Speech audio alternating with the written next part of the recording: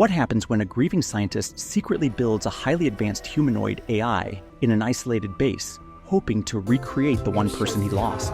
Let's find out in the 2020 movie, Archive. The movie begins with a scientist jogging through a snowy forest near a remote research base. While running, he tests an AI system he built, checking if it can track his movement and identify him correctly. It works, and he returns to the base, which is located in an isolated cold area with nothing but trees and snow around. Inside the base, he is greeted by two robot prototypes he created earlier. These robots are part of his ongoing effort to build an AI that is as close to human as possible. The second prototype, which is more advanced than the first, tells him it had a dream about them driving together in a car. He then goes to a private room where he keeps something very personal. It is a device called a memory box that contains a digital reconstruction of his wife's consciousness. His wife has died, but this system allows him to talk to a version of her created from her stored memories. When he speaks to her, she seems upset and emotional. She tells him she cannot continue like this anymore and ends the conversation. He remembers a past moment when they were driving together. His wife had teased him for driving manually instead of letting the car's autopilot system handle it. He had replied that he doesn't trust machines he did not build himself. Later, he has a video call with his boss from the company. She is unhappy with his lack of visible progress and wants clear results. He has been secretive about what he is actually working on and has not told her everything.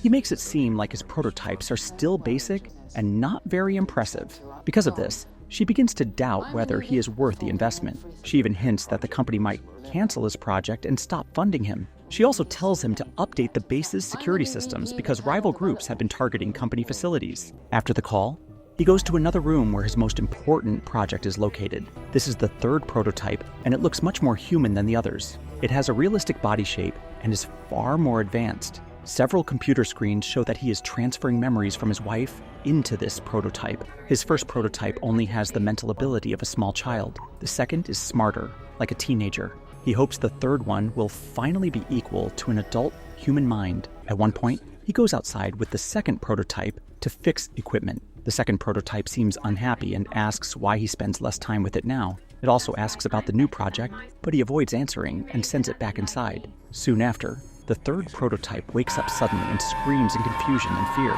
He calms it down and tells it that it is still being adjusted and needs rest. Later, he notices that the base doors have opened unexpectedly, allowing a wolf to wander inside. He chases it away and orders the system to close the doors, but the system does not respond properly. The second prototype also reports an error in the vehicle storage area. When he investigates, he finds that some components have been changed. He suspects the second prototype may have done it, though it is unclear. Not long after, he receives a notification that visitors are approaching the base. He quickly orders his prototypes to hide and power down because he does not want anyone to see how advanced they really are. Two company employees arrive to inspect the memory box containing his wife's digital consciousness. They explain that the company offers this service to clients who want to preserve memories of loved ones, but the stored data has a limited lifespan. His wife's memory system is nearing its expiration. One of the employees notices signs that he has tampered with the memory box. They warn him that they have the right to take it away. He becomes angry and argues that removing it would violate the base's protected status. He then returns to check on the third prototype, which is now awake. It seems confused, but shows signs of recognizing memories from his wife's life. He explains that its mind is still incomplete and needs time to stabilize. The next day, he runs tests on it to measure its emotional responses. The second prototype gives him incorrect equipment during the test, which slows things down. The third prototype also mentions having dreams, which suggests its mind is becoming more complex. It quickly shows strong learning ability and awareness. Meanwhile, the second prototype watches everything through security cameras. It seems to notice how much attention he gives to the third prototype and appears bothered by it. Later, he leaves the base to fix equipment again, but this time, he goes alone. The second prototype feels left out and upset. While he is outside, the third prototype contacts him and says the power inside the base is unstable. Something seems to be interfering with the systems. While observing the area, he also spots a drone in the distance, which makes him suspicious that someone might be watching him. That night, a company risk assessor arrives to review the security situation. The assessor shows him a photo of himself sleeping inside the base, taken secretly. The assessor gives him a briefcase containing updated security instructions and then leaves. Later, he remembers another moment with his wife. He had told her he received a 3-year contract in Japan. She was happy for him, but surprised that they would need to move. He wakes up suddenly after hearing an intruder alert. One of the glass doors has been broken.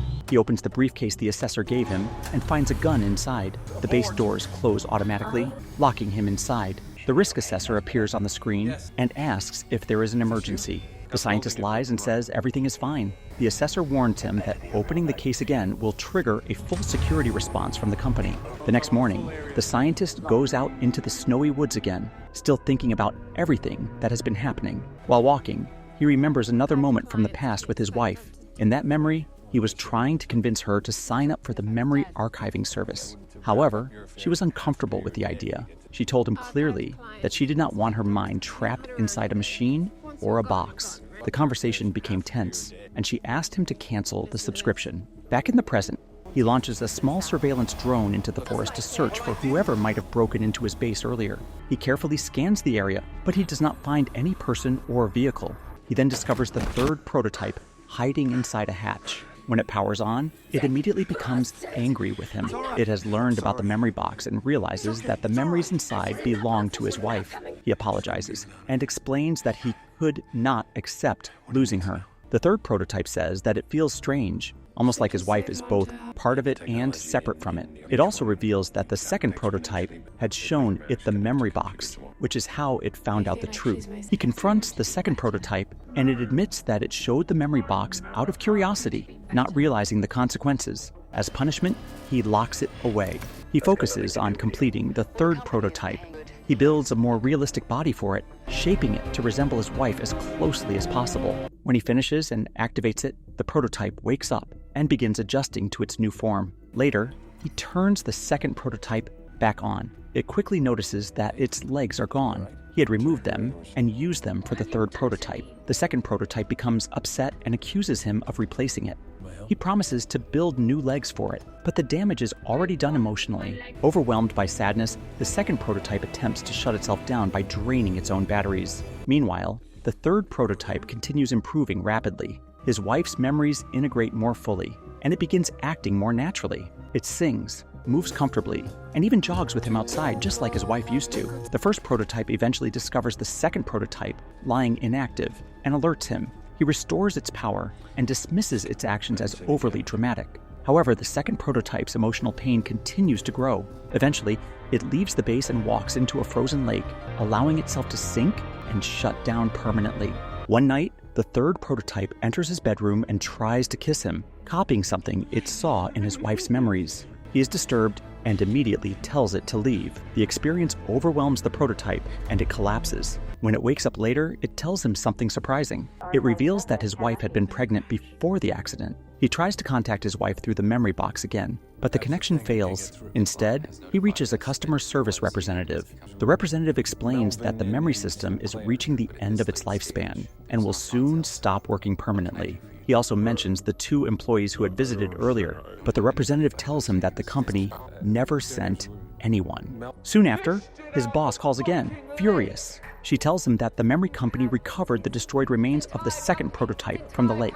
This gives them strong evidence against him in their lawsuit. His project is officially terminated, and the company plans to shut everything down. The third prototype overhears this and reacts violently, breaking a screen in anger. He knows that a team will soon arrive to dismantle everything, so he begins preparing defenses around the base. While he is busy, the third prototype goes to the memory box and speaks directly to the preserved version of his wife. It tells her that she does not need to worry anymore, because it will take care of him. He catches it and takes the phone, telling his wife that he will see her soon. From this, the prototype realizes his plan. He intends to completely overwrite its mind with his wife's consciousness, erasing its own identity. He confirms that this is his goal.